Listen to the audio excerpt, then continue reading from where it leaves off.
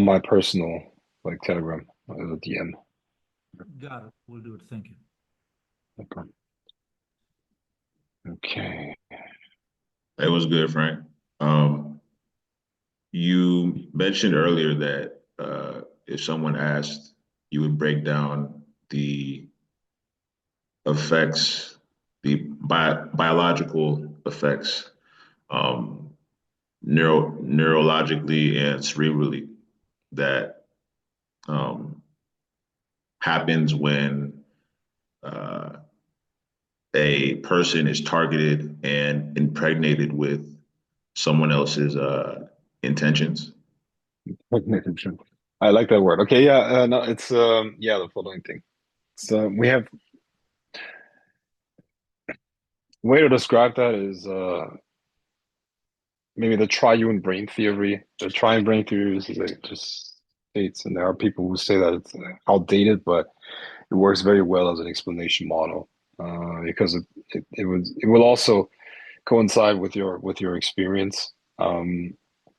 So what they basically say is that we don't have one brain; we have multiple brains that have developed at different stages of evolution. There's the reptilian brain or reptile brain, which is responsible for the base functions of survival and also the you know animalistic instincts and base like the most primitive impulses that we have, basically survival and reproduction. That's also very much connected to the visceral feelings that we have. You know, then we have a midbrain, which is very emotional. It's also about social status and relationships. And then we have the neocortex, which is very modern and logical, right? And decisions are made based on what? See, each one of those brains has certain priorities, and they're very like each one of those works very well, but they're very badly integrated, which creates for us usually a problem because we identify with the logical part. We identify with the neocortex, which is our rational self. You know, we have our ideals, we have our socialization in which we're supposed to act in one way and not do something else, or you know, people are trained to parrot certain ideas, such as you know, democracy is great and blah. You get what I'm saying? So basically, the rational self, which is also what we identify with, right? Like basically the persona or the mask. Persona is the etymology of persona is mask in ancient Greek, right? So, but below that, there's you know, what's been termed, you know, the subconscious, or uh, I mean, different psychologists have and different psychological theories describe that differently, but um, we're talking about the deep drives and impulses, and we're talking about something that is ancient and also tapped into the energies around us. Okay, so there's a field of energy which transmits life force. That life force is connected to the physical body through, let's say, the root chakra, and the root chakra is directly connected to this croc brain or this reptilian brain. And once that reptilian brain is energized, we are uh, basically linked up with this field of energy. So the influence and the reception of impulses from this field works through this primitive part of the brain. In reality, how decision making works is this. No matter how primitive this brain is, this croc brain, it's still a very sophisticated computer that uses a refined algorithm. When I say refined, I'm talking about an algorithm refined over billions of years for survival and reproduction. Okay. And it will always try to make the decision that ensures our survival or our reproduction. Okay. So the basic impulses that we have in our psyche and in our emotions come from there. Then there's a way to express those impulses in a socially acceptable manner. which is the midbrain. And then on top of that, there's, of course, our ability to deal with the world rationally, which allows us to then maneuver the world and make those things happen. So in a very primitive sense, in a very, very simple world, that would look like this. I'm hungry, croc brain. That's the impulse from the croc brain. Hungry. That creates something like a motivation, emotions, okay? Emotions, that's the motivation, that's the energy that you get there. And then you start thinking about logically how to hunt down another animal. So now you get to think, okay, maybe I can build a trap here and find and trap the moose and then eat. Does that make sense? That's a very primitive example of how that works. But the impulse comes from this primitive croc brain. And everything in the world that we do, or that maybe not everything, but 98% of all activity is based on that. Why we buy a specific car? Let's say somebody buys a Porsche. Why does he buy a Porsche? He doesn't buy a Porsche to get from A to B. He buys a Porsche to satisfy something else. Now, of course, transportation is important, but what his more primitive parts are telling him is, I want to put myself above other people, or I want other people to know that I have more resources than them. I want to put myself higher up the social hierarchy.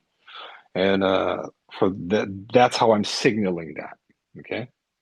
And this stuff works, obviously, because we all work like that. But we have the ability to delude ourselves. So this rational part, see, sometimes reality is just too painful. Sometimes realizing the objective truth about things, such as, your position in the social hierarchy or whatever, is too painful to confront directly. And now what the brain has developed is coping mechanisms.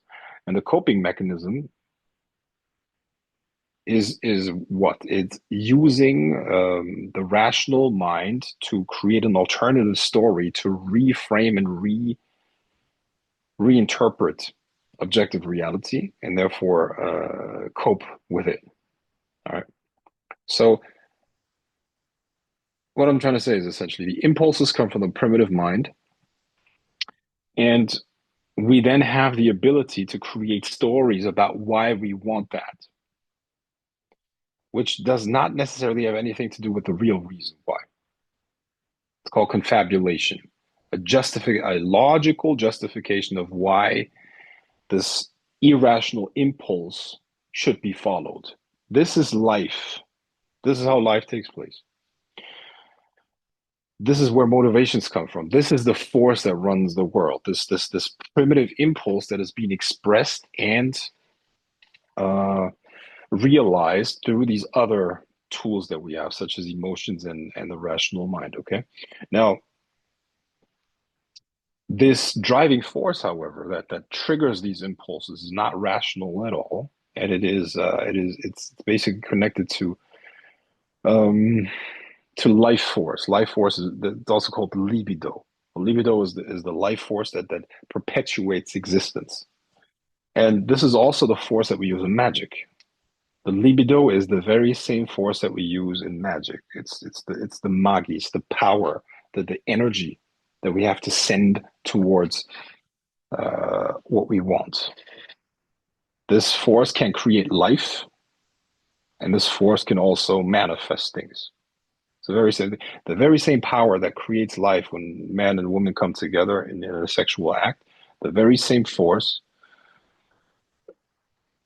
runs the world essentially, and the very same force is what we can use and tap into to command spirits, to call spirits in the first place, and to manifest things for ourselves. So when we influence another one through non-physical means, the influence is not done rationally or through the logical mind. What we do is we generate a certain experience within ourselves, and through this resonance, through this induction that I described earlier, the same frequency will be generated within the other person. But what is actually going on energetically? This frequency is being transferred over to the other person, and now through the root chakra, which is connected to this croc brain, a certain impulse will be basically inserted into this process within them. And now they will want to do that. They will find their own explanation of why they want to follow that impulse. But what you're doing is you're transferring that impulse over into this other person. Yeah. And they will find their own reasons why. Yeah. They will come up with a story of why they want to do that or want to make that happen. But you transfer the impulse and it takes care of itself. So magic is really that. It's like, I mean, if you're doing an influence spell on somebody, that's how it's done. It's also that spirits influence other people in that way as well. They influence their impulses, and these impulses. Then, I mean, we can only resist those impulses for so long. It's extremely hard to resist those impulses. Let's say sexual impulses is one example. You know, there are many others. But resist the influence, the impulse to eat for a long time. Of course, that's possible. You can resist that, but it takes a lot of effort. You know what I'm saying? And eventually, uh, everybody gives in. Just a matter of the uh, consistent sending of the impulse. I know that's a long answer, but it's I think it's necessary to give you the context. Right.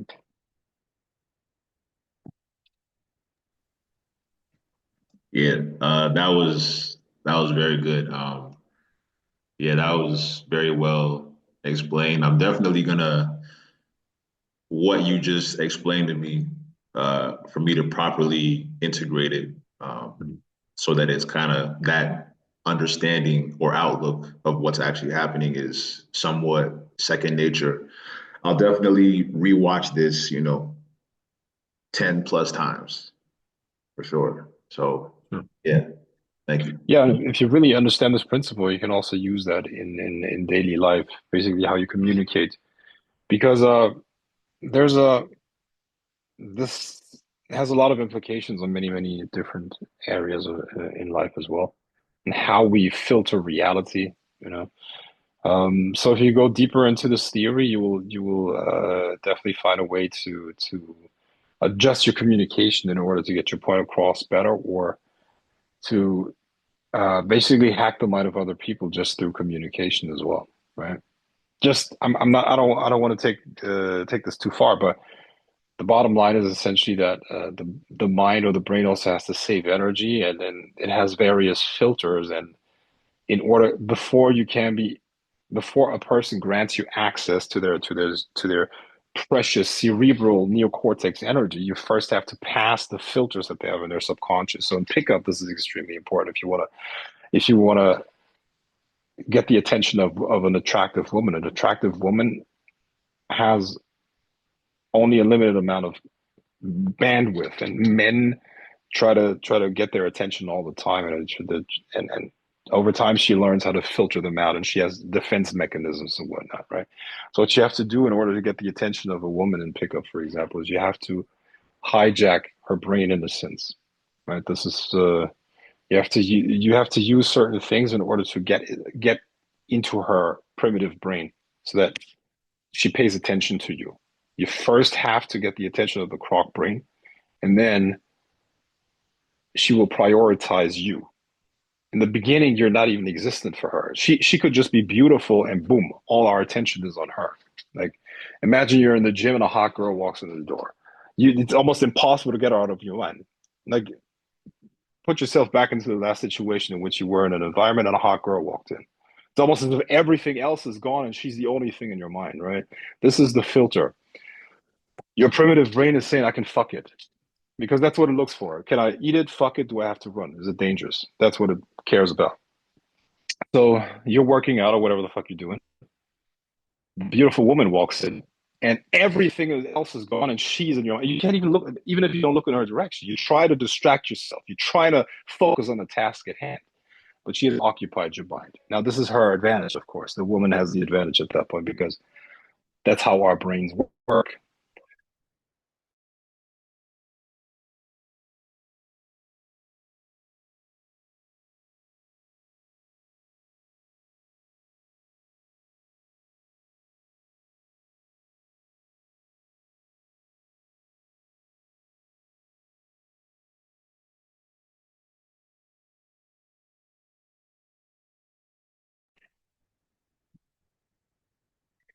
I was gone there for a second.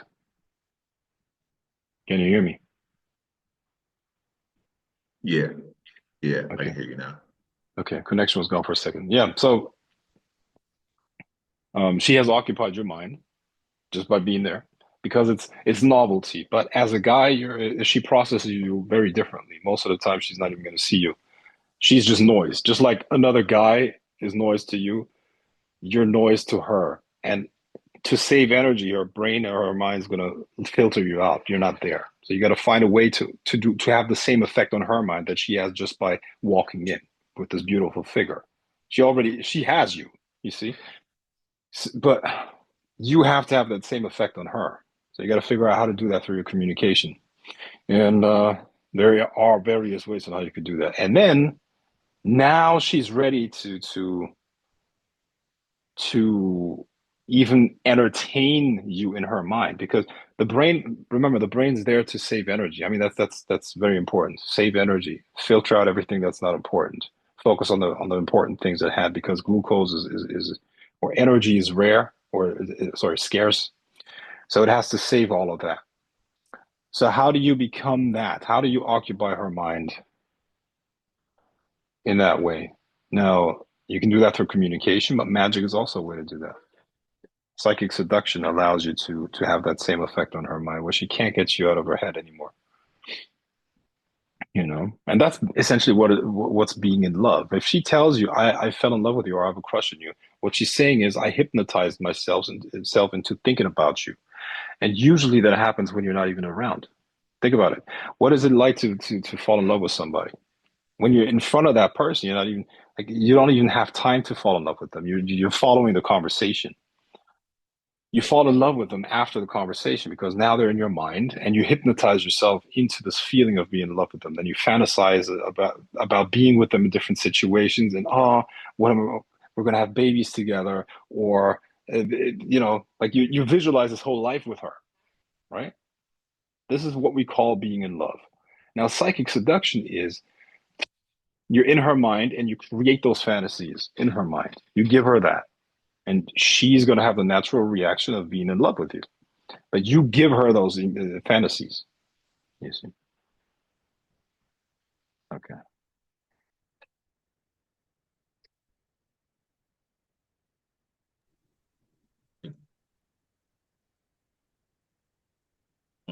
I do want to say one thing. So essentially, you know, what you are describing is, that magic, psychic, seduction, pickup. I think like the most common name for all of those things to group them all together is parapsychology, right? No, You can parapsychology tell you. or I guess so. dark. Yeah. So I was just thinking, like, I've heard of the saying where, we're all salesmen, right? And when I really think about it, almost all aspects of communication is really parapsychology. Is just that some forms of communication or manipulation is more mutually beneficial than other forms of manipulation. Because it's Yeah. like it's all forms of communication, not all, but a good 95% of communication is self-serving first, right? I don't want to get too deep. I don't really know too much about it, but when you were explaining what you were explaining to me, I had a whole bunch of thoughts. I don't want to take up too much time, but yeah. Yeah. Anyway, Yeah, absolutely. Every communication is self-serving. It's just it's an extension of your survival mechanism. Obviously, you communicate in order to get something from the world. Obviously, if there wasn't anything to get, you wouldn't bother communicating with the world. Obviously, right? But the point is, most people have no idea how their mind works, and most people have no idea how their communication works. So they're kind of like their own worst enemy. It's almost as if they're using a laser gun and they're shooting the gun in a cabinet of mirrors, and it hits them back. You see, so they don't know how to talk. They don't know what the words even mean, and they don't know how those words could be received in the mind of the other person. So it's really a big chaos. Like I like to use that metaphor of let's say a big city and nobody can read the street signs, or everybody just interprets what those street signs could mean, but there's no clear definition. This is exactly what is happening with language. People mostly just guess the meaning of a word out of a context, and usually that's completely wrong. This is why one of the most important things that you need to do is you need to understand the etymology of all the words that you use. So then you're going to be able to at least understand what you're saying. Now, that doesn't mean that everybody else is going to understand what you're saying. And the point is, you have to understand that what you're going for is when you communicate, you're sending out a package of energy, and that will be received in a certain way. So it's more about the emotional content, which I got to be honest, I'm not even that good at when it comes to like verbal language, you see, because that's not what I specialize in. But I do that with magic, for example. That's my forte. That's how I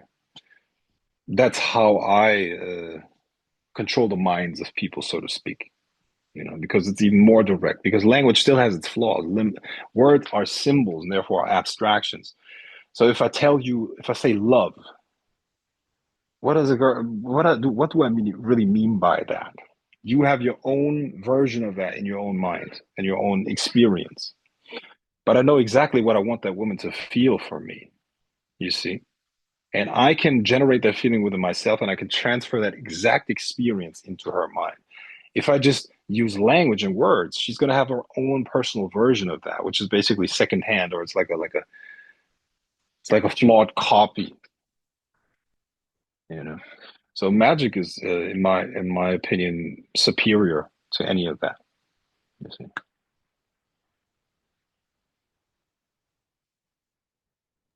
Yeah, for a fact.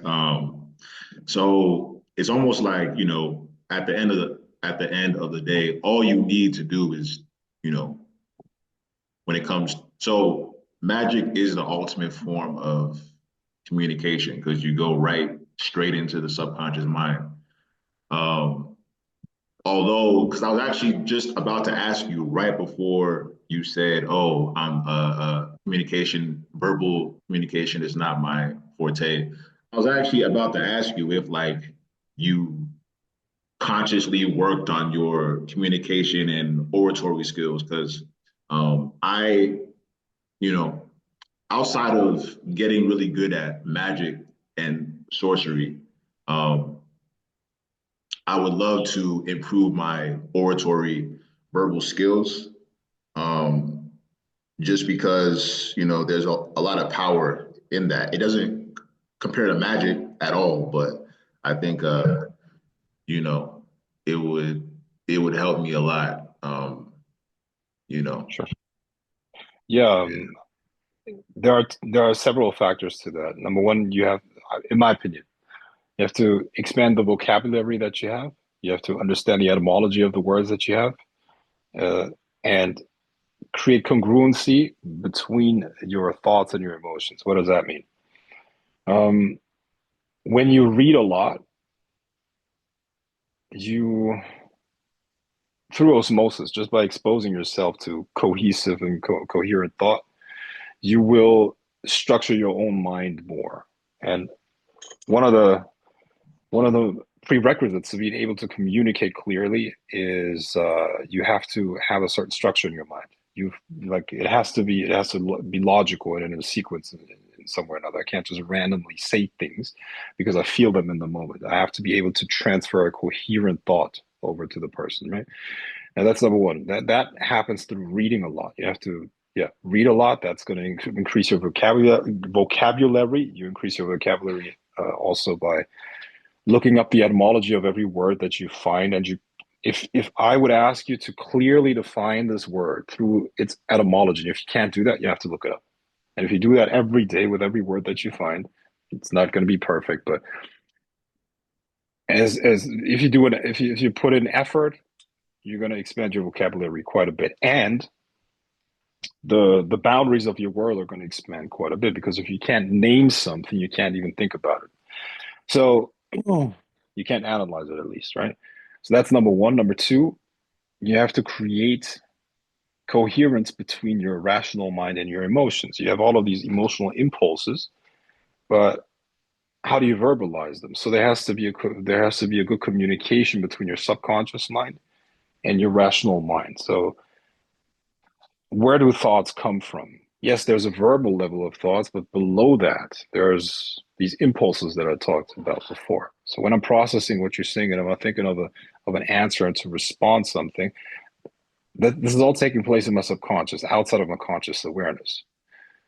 But if there's no good inner communication, which is established through meditation, for example, um, I will my communication will look like something like this. So like I'm going to look very nervous. I'm going to look very pumped up, but I have no real way of clearly expressing it. So it's almost as if I'm in this, once again, this cabinet of mirrors, or I'm behind this glass wall, and you see all of this energy happening. And it's like you can feel that there's something being sent out, but it's not coming across. And you know, like all of these energies are not aligned. And it's like crossfire, friendly fire, whatever, right? So you have to streamline yourself internally, meaning meditate, a lot of introspection. The best writers, the best writers, the best communicators are very introspective, which might look like a contradiction, but it actually isn't. It makes sense, you know. Like if you talk to, if you listen to great speakers, they have to be extremely introspective, because they have to formulate, they have to, they have to have very clear concepts internally, and then they can communicate them.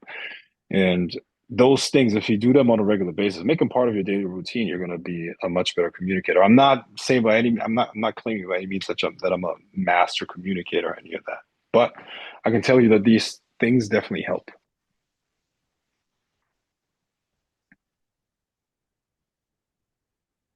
Like, No problem. Having a mouthpiece, that's what they call it, right? A mouthpiece is good. Mouthpiece is good. Yeah, sure.